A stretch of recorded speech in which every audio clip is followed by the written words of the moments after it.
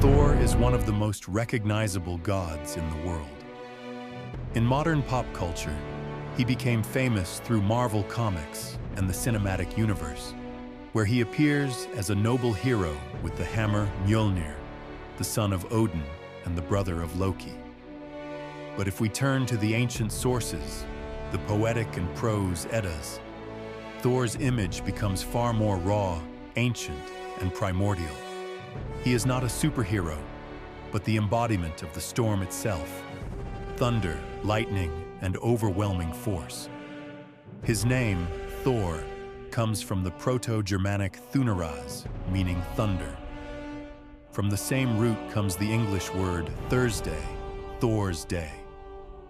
In Norse mythology, Thor holds second place in importance after Odin, but in popularity among the common people, he was almost always the first. People turned to him for protection. Roads and weapons bore his name, and sacred oaks were dedicated to him. He was imagined as a red-bearded giant with a fiery gaze, immense strength, and an appetite so legendary that he could eat an entire ox in a single sitting. He is the god of thunder, storms, rain, protection, and fertility.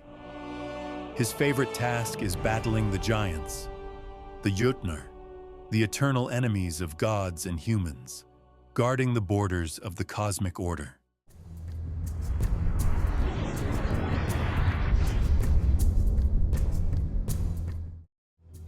Thor lives in Thrudheim, in the hall Bilskirnir, the largest building in Asgard, reflecting his nature: simple, strong, and steadfast. His character is straightforward and hot-tempered. He loses his patience easily, especially when deceived, because falsehood is something he simply cannot tolerate. Action comes more naturally to him than thought, and in most myths he solves problems with strength rather than cunning. Yet he remains surprisingly earthy. He loves food, feasts, noisy company, and has no interest in magic or secret lore. Unlike Odin, Thor is not a seeker of wisdom. He is a protector. His trustfulness often makes him a victim of tricks played by giants or by Loki, but he rarely holds grudges and quickly returns to his purpose. Despite his roughness, Thor is capable of empathy, especially toward humans.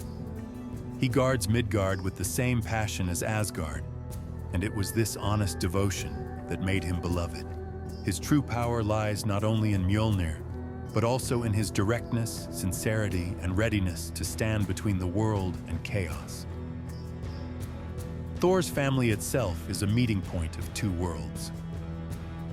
His father is Odin, the chief of the Aesir, and his mother is the giantess Jord, the personification of the earth.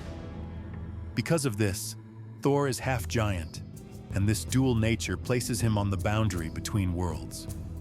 He has many brothers and sisters, including Balder, Höder, Bragi, Tyr, Heimdallr, Vidar, and others.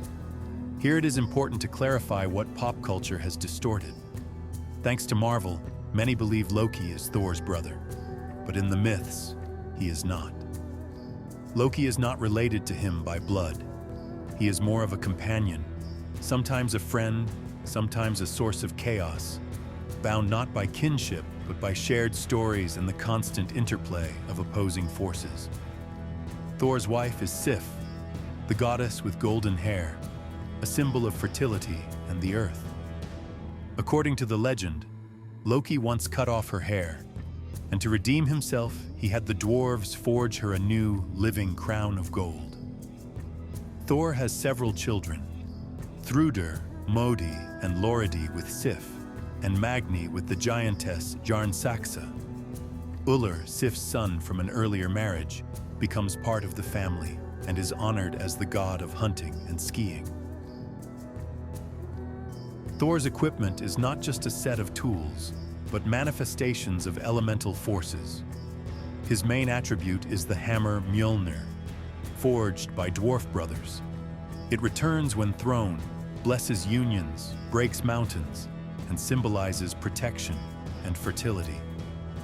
To hold the blazing hammer, Thor needs iron gloves, and to lift it in battle, the belt of strength, which doubles his power. Thor travels in a chariot drawn by two goats, Tangjoster and Tangrisnir. These goats are unique. They can be eaten and then resurrected the next day, as long as their bones remain unbroken.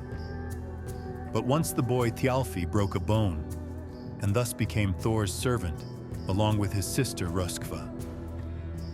Thor's life is filled with countless adventures, each one vivid and memorable.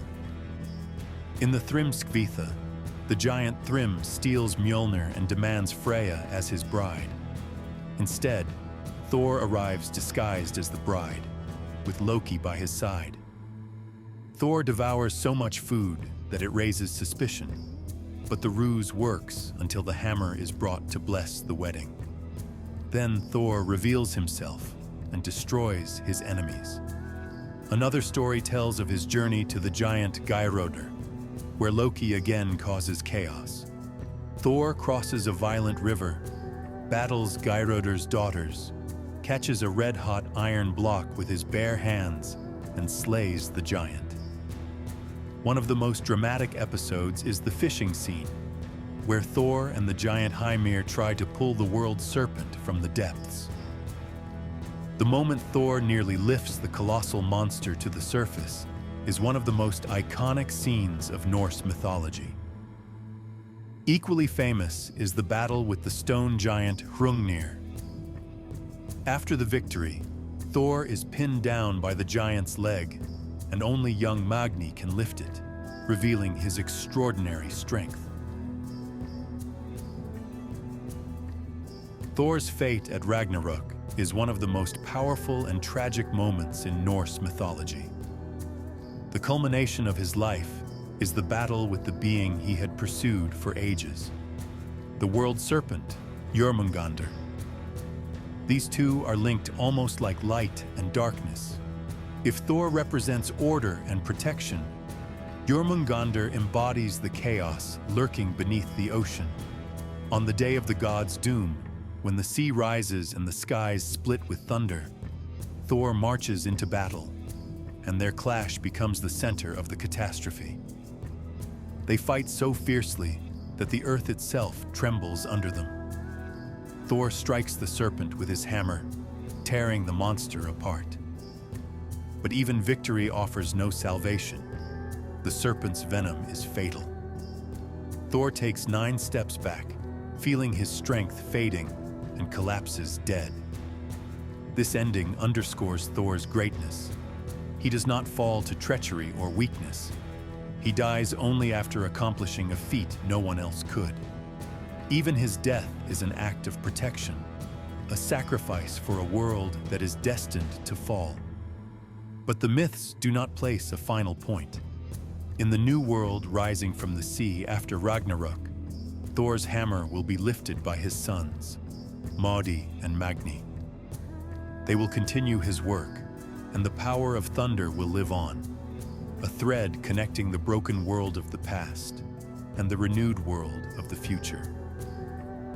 Thor departs, but his strength remains, making his image eternal. Thor's cult was widespread. Mjolnir was worn as an amulet, used to bless homes, weddings, and fields. His name is echoed in Scandinavian place names, and oak groves were sacred to him. In science, his name appears in terms like thorium or the asteroid Thora.